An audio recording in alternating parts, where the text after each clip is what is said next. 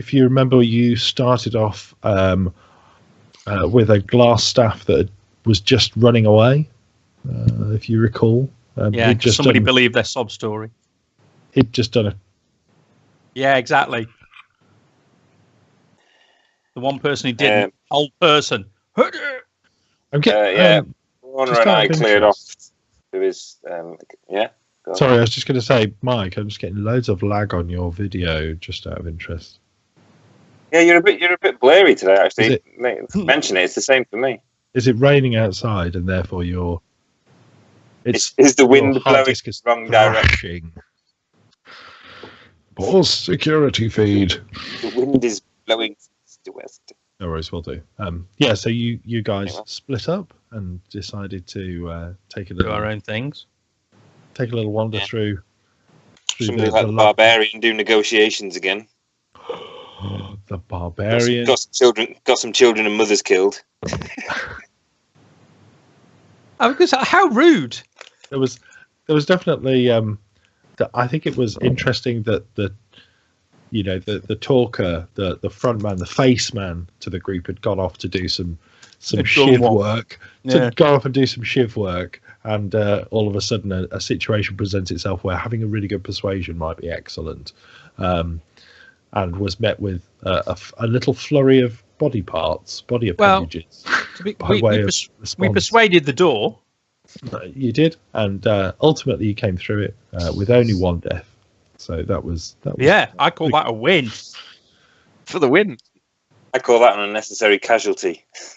There is that.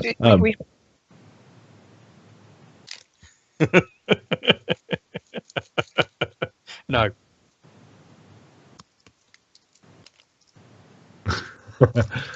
I think it's probably fair to say, if you'd have gone and got down into the pit, you probably wouldn't have survived. But that said, it worked out as it worked out. You ended up getting 2 of the 3 away. You did have there was a little banter with the monster in the crevasse as well, and he gave up a little treasure in return for some good meats, some wizard meat, which was bizarre and strange, but ultimately was useful and gave you guys what you needed. You've come away with the sword as well, so you have a long sword from the cache, which was, I think, Talon. Yes, was the one that you uncovered. You've gone. It was a Dragonborn, just elbowed his way in and pocketed it like a fucking pikey. Get away! It is. Oh, sword mine! Nom nom nom. It is my primary means of attack. I love the fact that it's not sarcasm. Yada yada yada. I love the fact that he stood there and his brother stood next to him. They both puffed their chest out and went, "Anybody got any problem with me having the sword?" Everyone's like, "I guess not." None of them want to be breathed. Lightning breathed on me. No.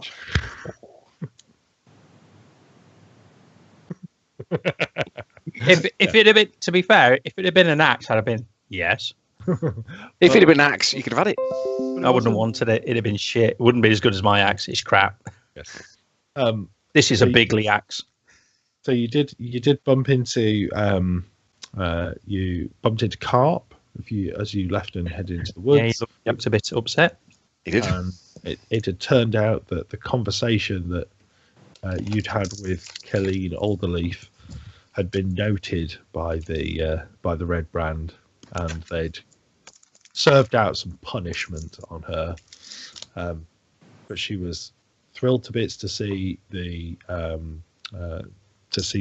rescued children, took them in, got you guys fed, and gave you somewhere to rest.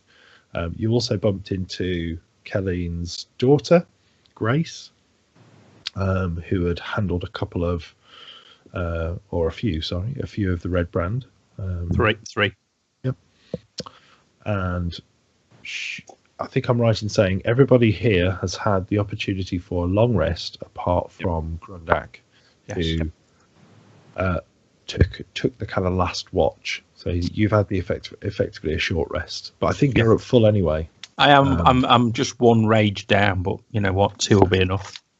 So as dawn breaks, you guys get up.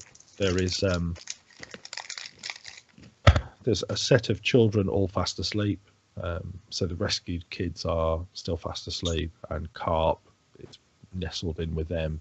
And you guys, as you head out, Killeen's making some a light porridge for breakfast, some cow's milk on the table, and the bruising is kind of really coming out today. So she's got a massive shiner, a sort of split lip top and bottom, and a bruise around her jaw, which looks pretty nasty.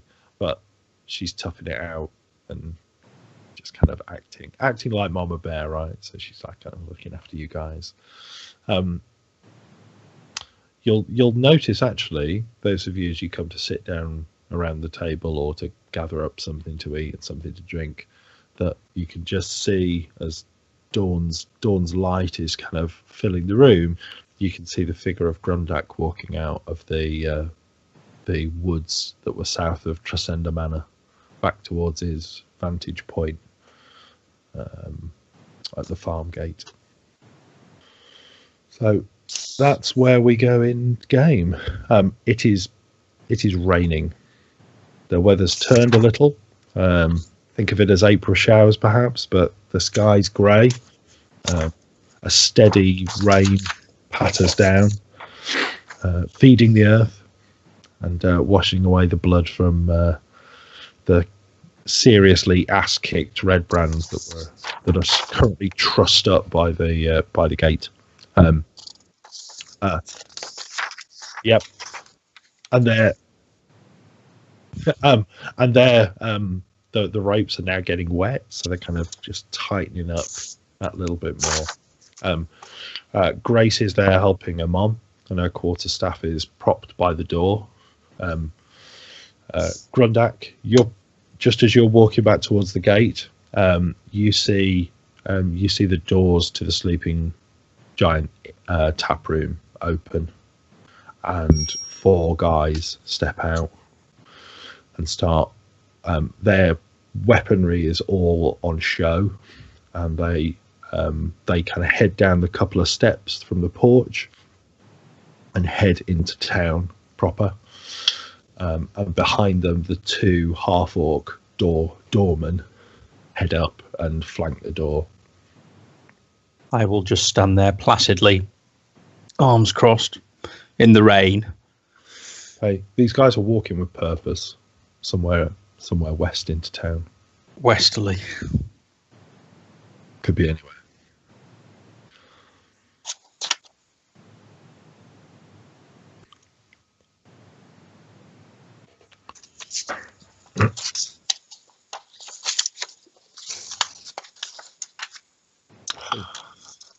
I presume some of you are getting stuck into your porridge or whatever it is. Yep.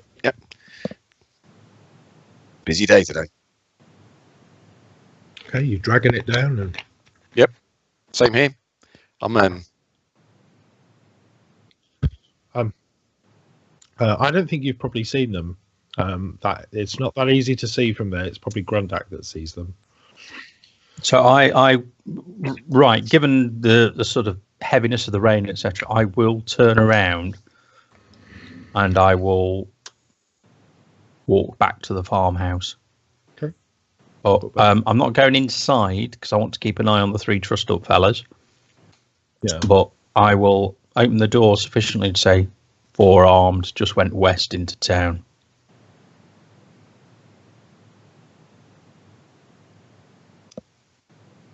I agree. Is today a day of retribution?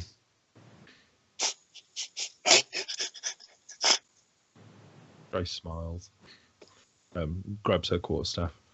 How about Brawner and me go and check them out? We'll keep an eye on them. You guys keep an eye on the tap room. So there's only 4 of them. She says with a pleasant chuckle. Brawner will nod. Interestingly enough, she'll kind of look up, see that it's a little bit grey outside, and drop the hood back. Yes. Overcast day. Woohoo! She kind of looks a little cheerful as she heads out. Bronner will turn back at the door and look back at you guys. Of course. Would I do anything else? And she'll head out, and Grace will kind of fall into step behind her as they head off. As Grace goes past, I'll ask, what do you want them with a 3? Kept here, outside, in the rain. I may drag them a little closer so I can keep an eye on them. Sounds good. Just don't kill them. Don't kill them. They're not for killing. He says with a smirk. They're to be thrown into a jail. That's my thinking. But leave them out in the rain. I kind of like that. She says with a smile. She walks past, and she'll walk past them and go, "Morning, guys." There's a kind of muttered grunts from them, kind of trussed up, and gagged. Heads up. And you can see them both. So the black cowled figure down and her slip away. I'll trail after them sufficiently to get back to the gate. I can't hear you, Phil. You've gone mute. I'm not speaking. Oh, well, you did say something. Yeah. That would be why you can't hear anything. Okay, So, yeah, and then I'll to the gate. Yeah, and just stand there in the rain. Okay. I'll wait till they've had the breakfast, and I'll grab something to eat. Okay. No. So you'll see, you'll see the doorways open up. Grundak, and a big guy steps out. It's a human that's probably about the same size as the 2 halflings. Not seen this one before. No, very pale eyes. Probably he's got sort of longish, greasy black hair, but bald up to about halfway. So it's just kind of a bit straggly, running back. He's got a leather jerkin, studded leather jerkin, and in one hand he has from this distance it probably looks like a sort of studded club, but it's got to be 3.5 foot tall, 4 foot tall. So it's a big weapon, and it looks it's got a kind of browny black look from here. And he comes out and says something to the 2 half orcs. They nod and they kind of turn their attention down towards towards Alderley Farm. He's clearly giving them some kind of orders. When he steps back in, a patrol, so 4 guys step out with crossbows.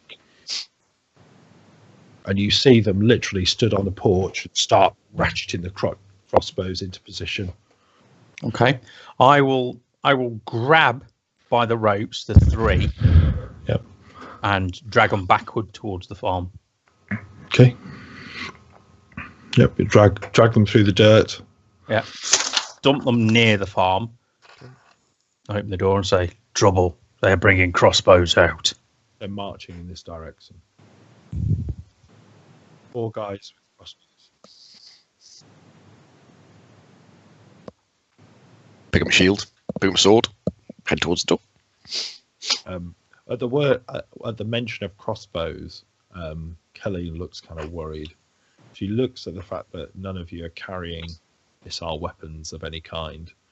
Other than throwing knives. Other than throwing knives, when you kind of brandish a throwing knife, she goes, "1 second, just 1 second." She'll kind of scampers away, moves a kind of toweling blanket to one side, flips open her chest and takes out an unstrung recurve bow, which is a short one, and she'll kind of expertly, as if she's a proper archer, place it kind of crossed between her legs, and then turns and leans into it in a kind of proper way to string a bow, pops it into place and hands that and a quiver of arrows. And interestingly enough, the the quiver of arrows, there's 10 arrows in it. The quiver has a small leather mark of an alder leaf shape. She goes, the second name. If they've got crossbows, you might need something at range. This is my bow. Don't fucking break it. And she'll hand that to you, Shepherd. I'll accept that gratefully and throw the quiver around and expertly pull an arrow and notch it. Yeah. She's like, I'm so glad that it didn't come while I'd have been like, huh? She wouldn't have given it to you. She'd have given you a pan. And you'll throw that. Like best pan, heaviest pan. It would have been. You're rolling pin with a nail in it. Look at shield. Look at sword. Look at bow. What's the damage on that recurve? It's 1d8. It's effectively a longbow. Nice. Yeah. It's a longbow in a short bow size. Yeah. The Mongolians used to use. Yes. Ridiculous power in a tiny package. It's that double recurve and exactly like a halfling. It does make you wonder actually whether or not Colleen was some kind of ranger or warrior in her prime. So yeah. Oh yeah, absolutely. Her daughter kicks ass. So yeah, it's 150 and 600 is the range on those. And what's the range to the gate? The range from the farmhouse. That's in yards. Feet is it? Or yards? Yards. Fucking hell. Like no, sorry. No, it is feet. Sorry. I was going to say 600 yards is a monster range. That's like an English longbow. No, it's 150 and 600 feet. No, it's still that's still 200 yards. That's still a hell of a range for a small bow. That's awesome. Yeah, so as they march down, between the kind of main building and the gates, 40, 50 feet. Oh, so plenty of range then. Plenty of range. And the distance between the gate and the inn is probably 200 feet. So you marching slowly. You could almost pop the door guards from here. Almost. So they're heading down. Are you guys coming out of the building? Right. Is there more than one door out of this building? No. Right, so I couldn't go out of a back door and sneak around the side or anything daft like that. Go around the back of the building. Well, that's what I mean. Window or, around. I mean, the idea is I want to try and get to a position where I can flank them if they... Yeah. I don't think you've got much chance of getting out of a halfling's window. Well, it's not. Yeah, it's not a halfling building, though, is it? It's not. It's a fully grown human building, but no, you couldn't. The terrain around it is such that you almost certainly wouldn't get into a flanking position quickly.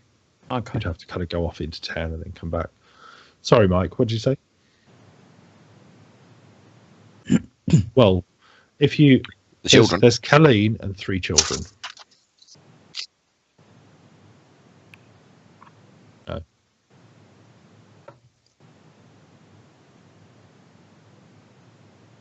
She'll smile, say, "Not leaving my house."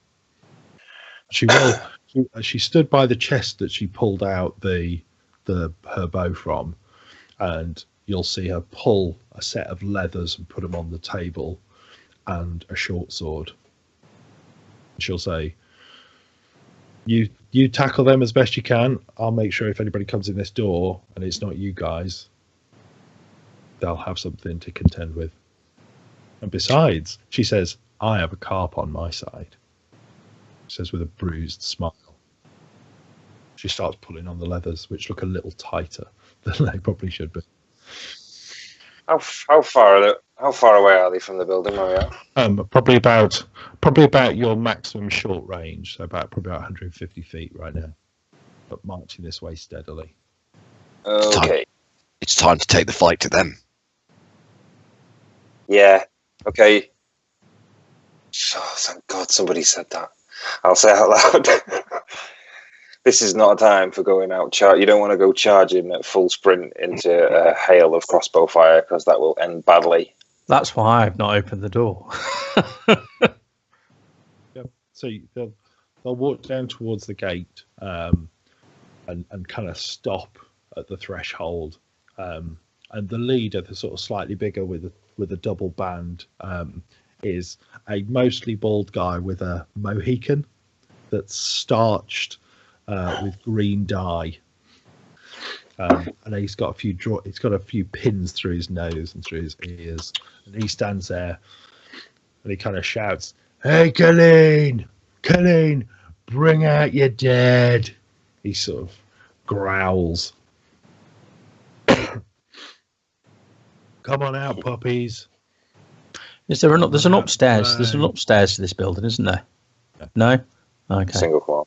Oh, it's a shame. You could snipe from upstairs at them. With what? Your axe? Not me. I was talking about Shepherd. Pay attention.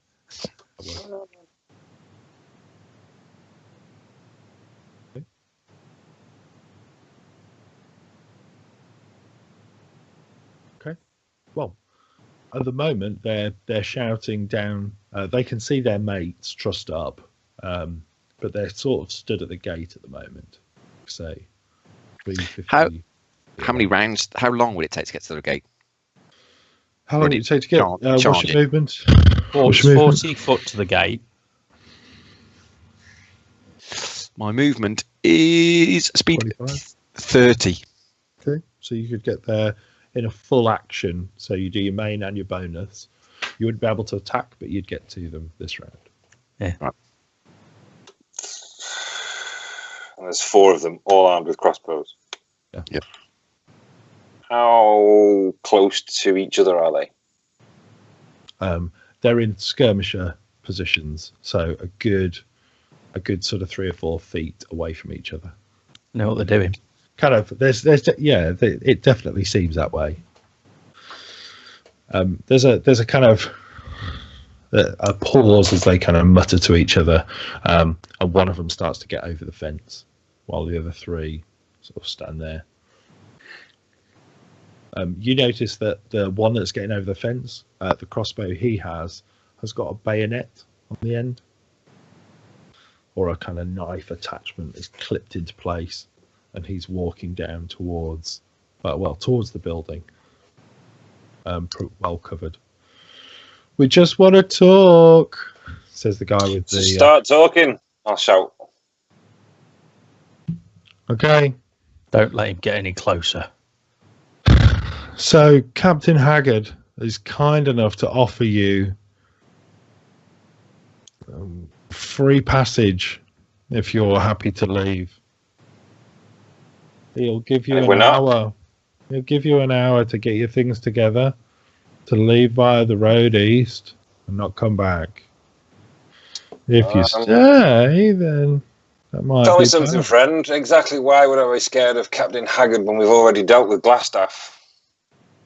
There's a kind of look between them. I'll hold up to the window, the Glassstaff. Brauna's not taking it with her, actually. She's not wandering around the fucking streets with it. Is she walking around? Oh, you fucking idiot. Almost certainly, right? In which case, The stuff. I know, but she's fucking wandering around with the bloody staff of the glass staff of their leader, Yes.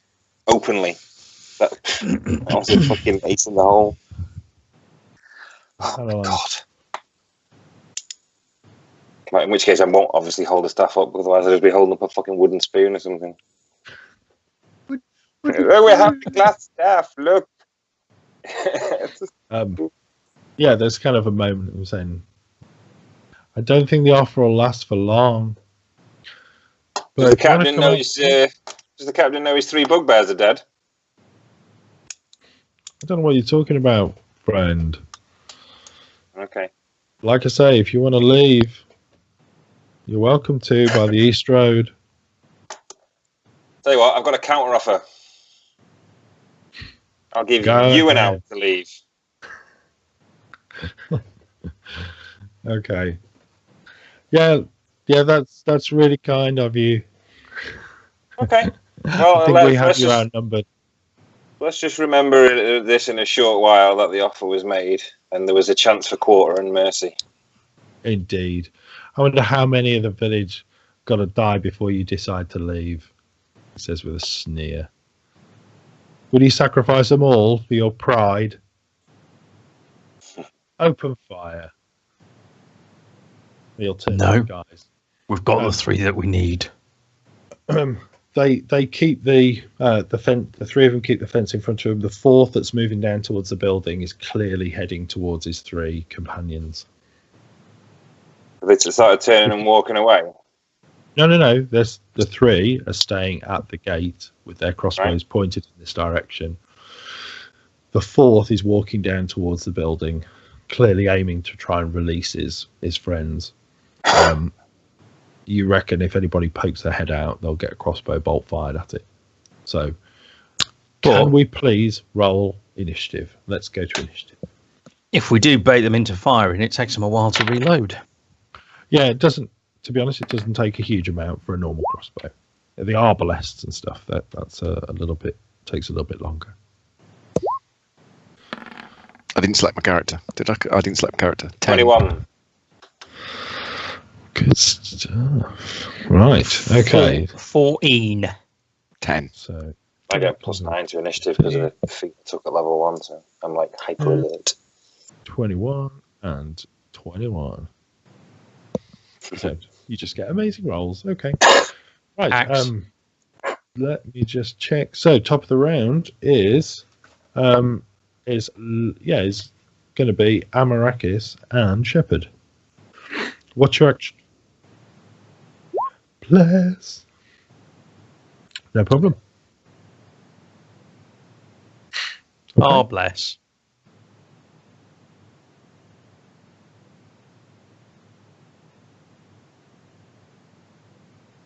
Yeah, that's nice. No worries. Very nice. Okay. So I was Shepherd? basically standing by a window so I could actually peep out and have a chat to. I can see this guy coming down the old path. Yeah, you can see him. Okay.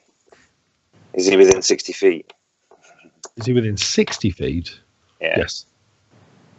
Then I will cast Dissonant Whispers on him. Okay. Cast your Dissonant Whispers. Don't fail me now, stupid dice. 15.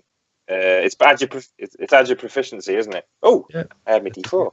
Add your D4. Don't forget the D4. And that's 4. Woo, so that's 19 then. Oh, hang on. Yeah, 19, because 15 was with the 13 plus the 2 proficiency. Yeah, that's a 19. Please roll your damage. Oh, for fuck's sake. It's 3d6 or something ridiculous. 3d6 psychic, yeah. Holy fuck! That would be a 6, 6, and a 5.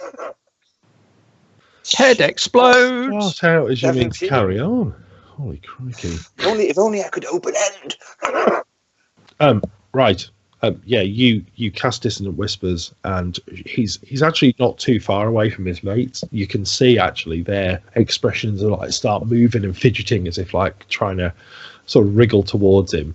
And then it's like he has this terrible heart attack, sort of yards away from them as they all kind of look up. Here's your hope. He kind of twitches, and then just you see the kind of veins in his neck stand out as he kind of tenses up. There's a crack as something goes, and he just topples onto his face down in the mud. There's an audible thwack of, full-size human falling face forwards into the mud. A splat. And the 3 trussed-up guys start to mumble. Like I said, 1 hour. I'm gonna shoot back. I'm gonna shoot back at you, Shepherd. I've just got enough.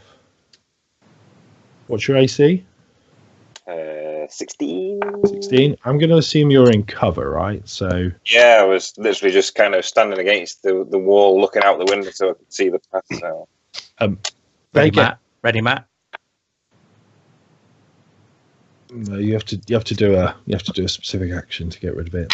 We can unless cover you've the got- same distance. Unless you've got specific abilities that allow you to like catch missiles, like Grace can do a kind of deflect missile weapons. Show off. The one of the crossbows like twangs and it hammers in like literally a gnat's bollock away from the face, Shepherd, and smashes the door jamb that you're kind of leaning against. Another quarter-inch and it was in the head. So there, it was either a damn lucky shot. It was an 18, but your cover plus your AC was enough to just make sure they missed. So there's down to 2 loaded, isn't there? Well, he'll as soon as he's shot, he'll drop it foot into the stirrup and ratchet up. So he's starting to load it in his bonus action. So the next on the roster, as I have it, Andy Grundak, what are you doing? I think there's only 2 left. I think we've got to go for it. 3 left. No. Well, the one's not loaded at the moment. Not much. Yep.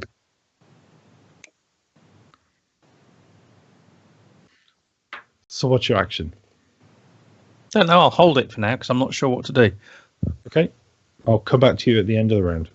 Lumi, what are you doing? I'm glad he held his action. I'm out the door. Okay. You're out the door, charging him. shield up. Yeah, shield up. Literally, full pelt. Off we go. Okay. Phil, going to use me bonus action to give him the bardic inspiration and give him an extra die. Okay. You can. Are you going to give him AC? Yes, because he's not going to make it. He's not going to make it in this round, is he? Without them shooting. So I'm basically increasing his armor class by a D6. Roll a D6. Roll a D6, Matt, please. This is combat inspiration. Yes, this is my new ability from the College of Valor. You need trumpet, like a Yeah. trumpet fanfare.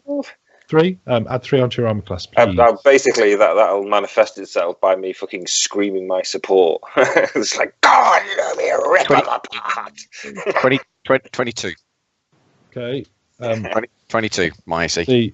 The other 2 crossbows that are loaded twang a retort, and both bolts miss you handily. One closely, the other one by a country mile.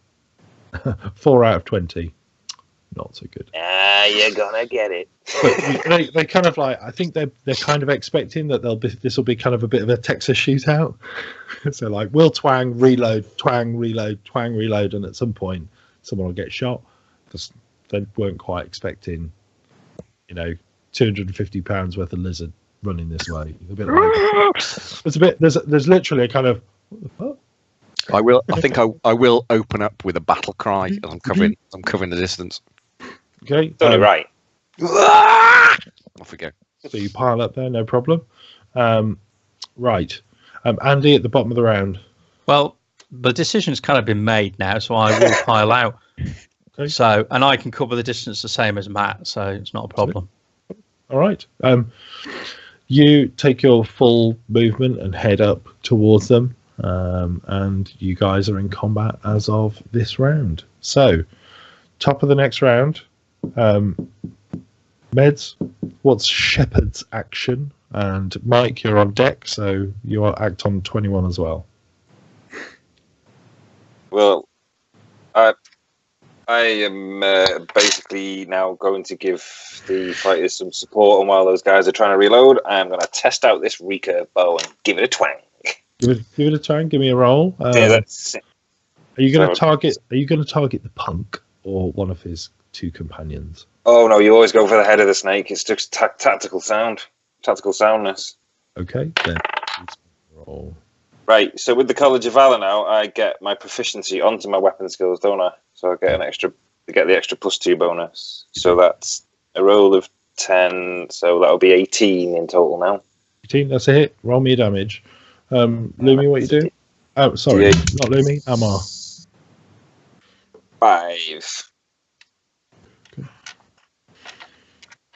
How long's that bless last for, Mike? Yeah. Okay. Yeah, Medz, how long's the AC last for? That's just 1 round, basically, mate. I can do that every round to somebody. So, but until they've used it up. So you obviously used it up in that initial charge. So this round I can give it to somebody else as my bonus That's action. pretty tasty. Nice. Yep. I am an Power of inspiring battle leader. Okay. You will fucking respect my I can. authority. All right, Sung Tzu. I'll see my deck save, which I fail. The 11 radiant. Which one are you going for, chap? They're all reloading. The one that was reloading fastest.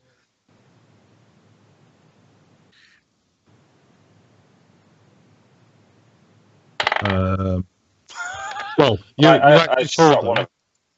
act before them. One of them, the punk, has got an arrow bristling from him, and there are two others, but they haven't gone into combat yet. So they're all the same. They're on a fence line.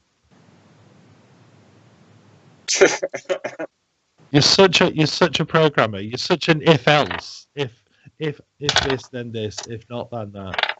You get to the end of the list, you're like, oh fuck it, just random. Yeah, we'll call him McCabe. Okay. The punk. The funk. Okay. Right. Great tactical assessment. Who's got the Worst haircut? Punk. Getting it. Okay. Yep. You blast him, and like I say, the punk is lit up.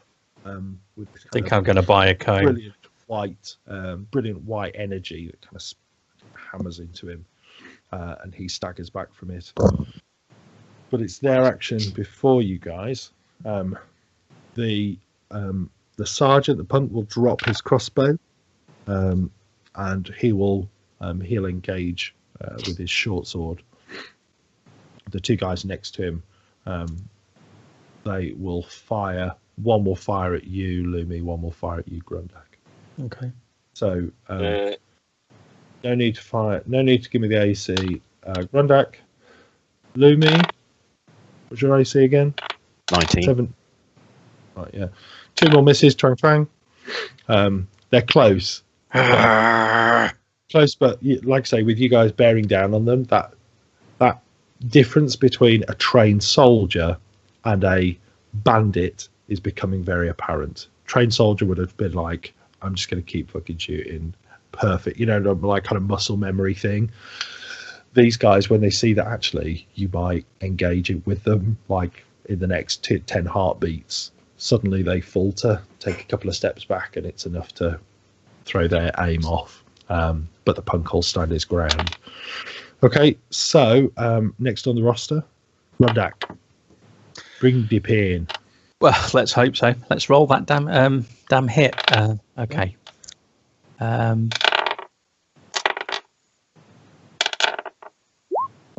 No. In fairness, you take a swing at. Oh, sorry. Hold on. Plus 1d4. Plus 1d4. Not that it's going to do much, but no, 8. No. Which one were you going for, chap? The one on the right of the punk. So obviously the one that's not Lumi's not charging at, basically. Okay. No worries. You swing at him. He's kind of stepped back from the fence, but you smash through the fence, kind of turning that part of the fence to kindling. But he's kind of stepped back out of range. We get to you, Lumi. Your action, please. I'll use my bardic inspiration on his attack. After seeing Grundak miss, we need to make sure we shatter him up. Okay. So an extra d6 on your attack, mate. Or an extra d6 and an extra d4. Yep. Cool. Okay, thank you. It's probably I've rolled 24. Okay. Yeah, you got it. Right. Yeah, you've hit him. If you could roll your damage, please. I think that does it automatically. It's a damage of 5. Oh, is that the damage? Right. Okay. Right, 5 damage. Not brilliant. Do I have strength on that one? No. I think it's added. Yes, it's plus 1. Oh, there you go. Plus 1. I haven't done that. So it should be strength plus 1. Yeah, you can alter it on your sheet. Yeah, just do it now. Plus 1. So 6. No worries. 6 damage. It's a solid strike. Yeah, try harder. But then again, I missed. And the bringing up the round is the punk, and he will attack To be honest, he'll attack the most heavily armored one, so he'll go for you, Lumi. Yeah, he doesn't break. He doesn't break 19, and he gets 15. He'll kind of certainly looks quick and dangerous fighter, definitely very capable fighter, and does kind of an odd lunge at you, kind of quick in and out movement. It just glances off your armor. He's certainly pretty badly hurt. The arrow is hampering his movement, and the radiant blast is kind of like sort of blinded him, but he still makes the attack and doesn't fumble it. But he doesn't have my respect. He's just too stupid to die. Okay, we are back to the top of the round. Mike, you're up. Amar.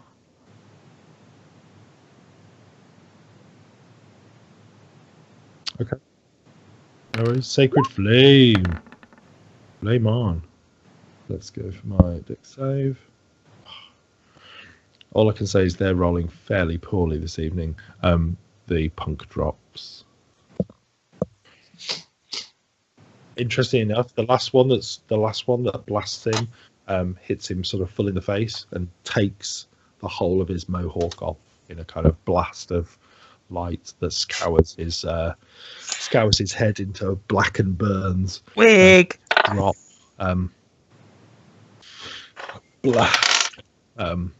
Next on the roster, Medz. Shepherd, what's your roll? I will be firing another arrow. So there's two standing. There is. They've both got blades out now, have they? I have. Okay. I'll pick one on fucking random. So it's either the one attacking Grundak or the one attacking Lumi. The one attacking Grundak is largely unharmed, isn't it? Because Lumi's whacked the other one. That's right. So I shall go for the unharmed one. Is that blessed still in effect? I think they're both unharmed because I went for the mohawk. Yeah. So 11, 12, 13, yes. 8, 21 to hit. It's enough. That D4 is well handy. as is the extra proficiency bonus. It's D8, and that's 5 again. So what do you get? What do you get? 5 damage. Total of 5. Oh, okay. Yeah, it's just a D8, isn't it? So just D8 damage. It's not, that D4 doesn't go on damage as well, does it? Correct. Okay. Yeah, so I added that to it, so it's... Okay. So first attacker is the one facing Lumi. His first attack will hit, and so does his second. Two attacks. He'll do 3 and 3, so he'll do 6. And again, he'll just discard the bow. He'll discard the crossbow and pull out a pair of blades, and it's bam, bam, and 6 damage. Like I say, very capable fighters. The one against you, Grundak, what was your armor class again? 17. 17. First one hits, second one misses, and you take 5. Right. It's a hefty stab. Yes. Yeah. This is one that kind of really, it's not a glancing blow. This is kind of straight on, probably kind of an inch or 2 into the flesh as he pulls it out. Inch or 2 into the flesh. 28 to hit. That is a hit. And 7 damage. Yeah. Okay. 7 damage. Right. He he looks badly hurt. He's not down, but he looks badly hurt. And Lumi, end of this round. Your action, please. As if by magic. 7 damage. 22. 7 damage. Yeah. It's again. He looks pretty badly hurt, but he's not down. Meaty thwack. Yeah, it's enough. It's certainly enough to knock him backwards, but he's still up. Top of the round, Shepherd. Your action. 2 left, both badly hurt. Yeah, well, I may as well just keep fucking hell. Yeah, that's a hit. That's 17 plus the D4. It's 21. So it's like 29. Okay, yeah, that's enough. That'll do it. Yeah. Got an armor class of 16, so you've got him. And my damage seems to just want to stay on 5 tonight from that D8. I need to shake it loose or something. This guy drops. Grundak, the guy in front of you, he kind of, after ramming a pretty heavy blow into your chest, you see him kind of step to one side as if he's going to try and kind of get round behind you, almost like a kidney shot or a liver shot. And as he kind of steps a little bit more into view, an arrow blossoms out of his throat, and he looks a bit surprised for a second as he kind of spits blood a couple of times, and just his legs drop out from under him. Okay. And Mike, what's Amar doing?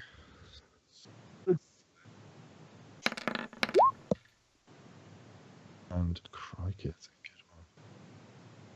Okay, let me just check. No, he's down. That is down. Again, blasted by this kind of brilliant luminescence.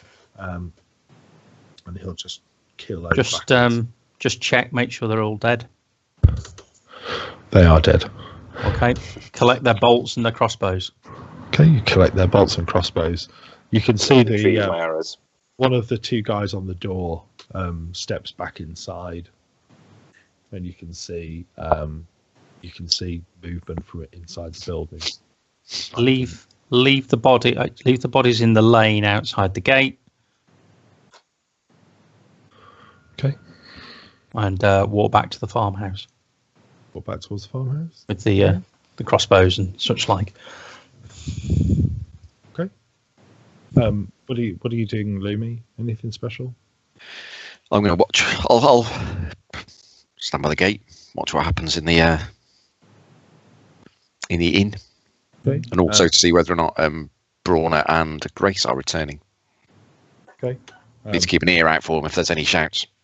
Yeah, you see, there's a definite kerfuffle going on inside the tap room, and a short dwarven woman comes staggering out of the doors in a kind of a sort of pale grey robe with a sort of leather apron to it, and she's nursing a pretty nasty bruise on her face as she sort of stumbles down the stairs and heads west into town. She was the innkeeper, wasn't she? We've heard about her before. Not sure, but you've not seen Grissa before, but so you head back down towards the Alderleaf place. Yeah, when I get in, I'll dump all the crossbows on the table with a clatter. I'll say, "Any breakfast left?" Bowl of porridge. There's a bowl of porridge sat there, still bubbling away. It's salt or honey is the question. So salt. Well, I think we need to see what's going on in that inn. You can, Lumi, as the others have moved back into breakfast mode, you see Brawner and Grace heading back down the street. Amusingly, there's a kind of you can see this dwarven woman heading west, and Brawner steps out, and you see the familiar glow of kind of fire around her hand just before she shoots a flaming bolt, and Grace will reach her hand up and stop her. And there's clearly an exchange between Brawner and the halfling girl. The halfling girl pulls out a length of what looks like fabric and starts to spin a sling, launches a shot from the sling which hits the dwarven woman in the side of the head and drops her to her knees, and then does this ta-da, as if like that's how you handle it. And they start to kind of head this way a little more quickly. That was unexpected. No. Not unless you want to leave the farm. I'm confused as to why they dropped the dwarven woman. Me too, but I will I will walk down just to meet Brawner and Grace. Okay. Borna will head up and say, the other patrol is dealt with and in the hands of the townmaster in a cell. He's not to be trusted. Who's the dwarven woman? She's apparently, she says, looking down at Grace, she's the lady that runs the Sleeping Giant tap room, and was almost certainly heading out to find out where the patrol had gone. It would seem the patrol were trying to get their hands on some of the villagers.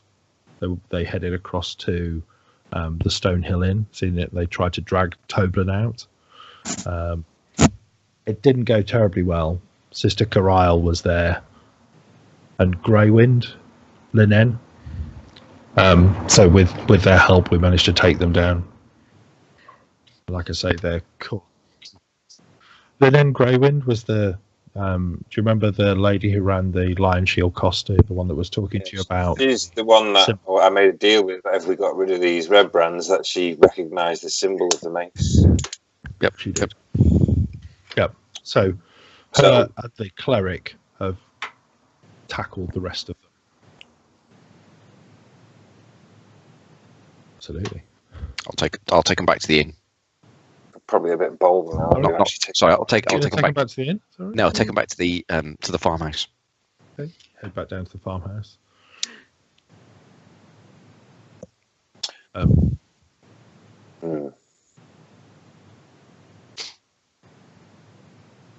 Yep. Not without a bit of recon first. Let me deal with that. If the report holds, there might be 10 or 12 left. We need to end this. They're on the verge of taking hostages. But don't.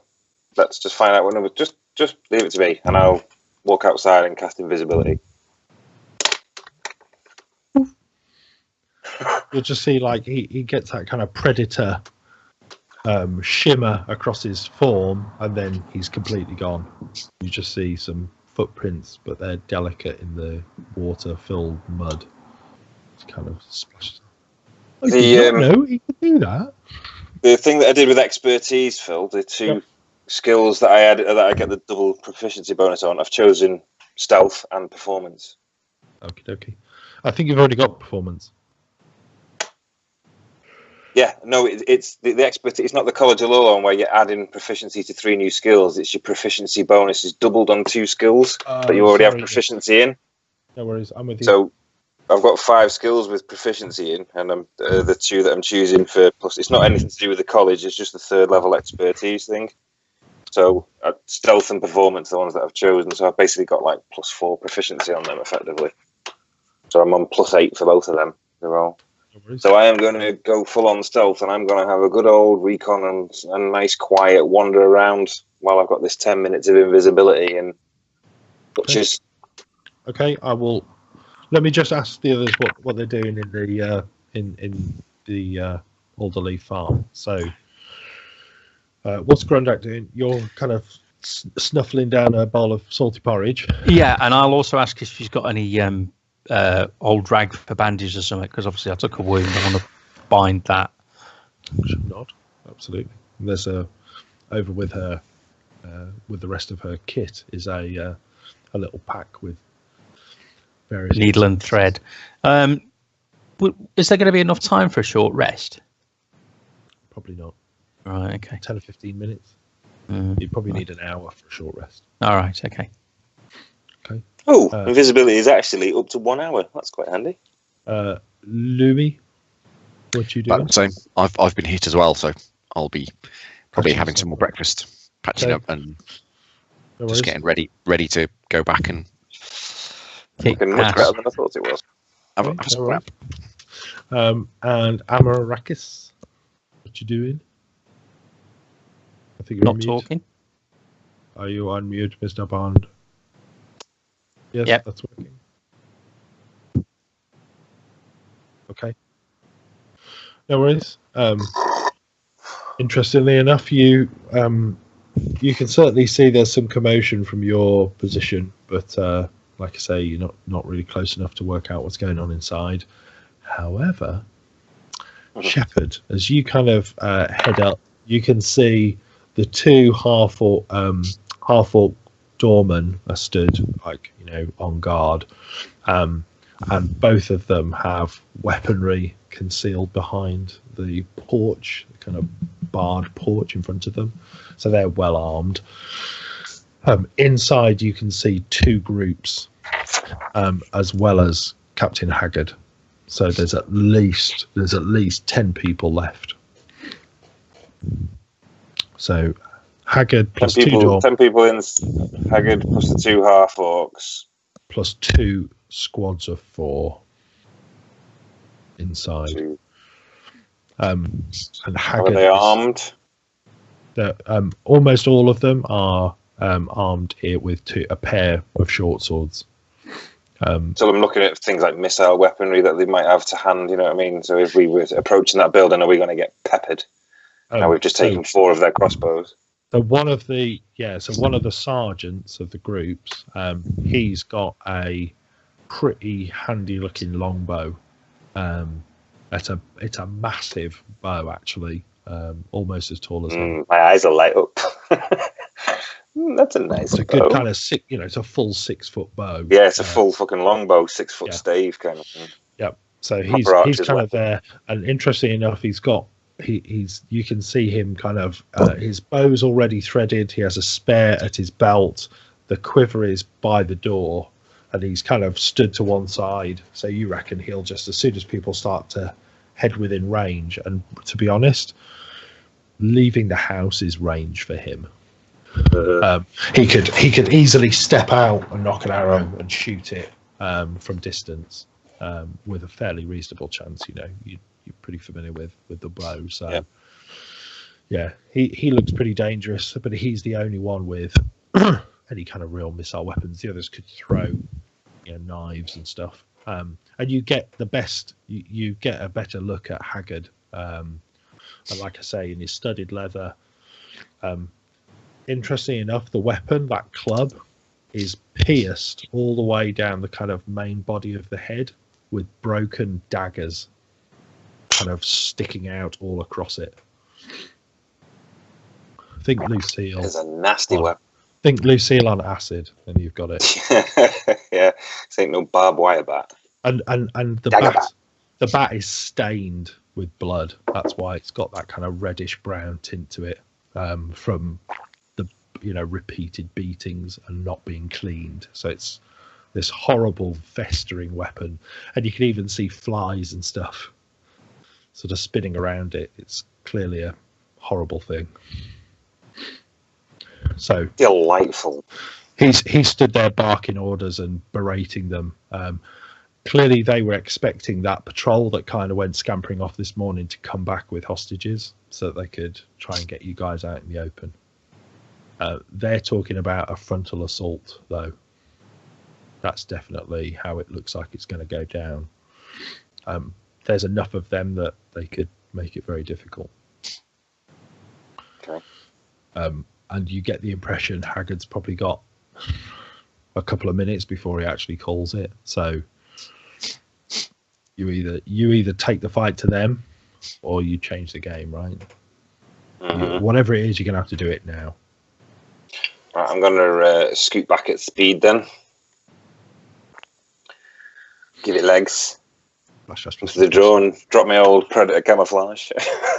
Step back in. Everyone's a bit like, whoa. Okay, we have just got up, kind of rubbing his eyes, and steps into the kitchen. Hello there, mother. I can smell some porridge on the stove. And just as you kind of fade back into view, and he's like, oh my God! Did you just see that? That was awesome! Thumbs up to Kurt. We've got about 2 minutes. There, Haggard is getting them in a full frontal kind of whipped up frenzy mode. There is Haggard. There is the 2 half orcs. There are 2 squads of 4. One of them, who's a sergeant, looks like he's got a longbow that could shoot from there and hit here. Pretty much gonna throw it at us and just storm us by the looks of it. So Carp runs off into the bedroom. you need to skate up some. We either go at them now and then get them while they're coming, while we've got an advantage, and ambush them. But they have a bow. Yes, they do. The worry that you've got, that even being in this cover here, what's the roof made of on this? Is it thatch? Yep. They've got a longbowman who could shoot from the inn, who could quite easily set the flame of an arrowhead alight, and smoke us out and force us into their path. It is raining quite hard. Yep. Grace are with you. We should take the fight to them. I'm happy either way. Or we meet them halfway. Carp will step out from the bedroom with his wooden sword, his small kind of tin shield, and a heavy woolen jumper on. That's kind of, yes, we should, he says with a smile, kind of like brandishing his small sword and shield. We need you to stay here and protect your mother. I'll put a hand on his shoulder and say, that is a much more important mission. And your friends. What can I say? You're definitely heroes, but I know when the women and children, they need looking after. Don't worry. I've got it. He says with a kind of, puffing his chest out about as much as it'll go, and the 2.5-foot halfling boy will walk to the door, kind of gesture you out. I'll be here if they get past you. Okay. Nods. And he nods and holds his little wooden sword up like, I got this, don't worry. We're good. I got this. Right, guys, you're stepping out of the door. Yep. As soon as you guys step outside, can you jump into initiative, please? Let's get some initiative done. Let's get it on. 28. 20. A mere 17. I rolled an 18, so I got 20. Right. So let's see. We got Lumi on 20. We got Grundak on 17. And we got Amarakis on 12. And what about Grace and I've got them. what's her face? Bromide. Interesting enough, Grace steps out, and she's kind of like, to be honest, she's kind of one of the first out the door. Right. Brawner is absolutely the last one out the door. But interesting enough, you'll see, as predicted, the door kicks open and a guy really smoothly steps out, but kind of half-drawn longbow, pulls it back and shoots. And you see Grace sort of slowly marching forward, and she jumps up and snatches the and holds it up and snaps it and throws it to either side. Ah!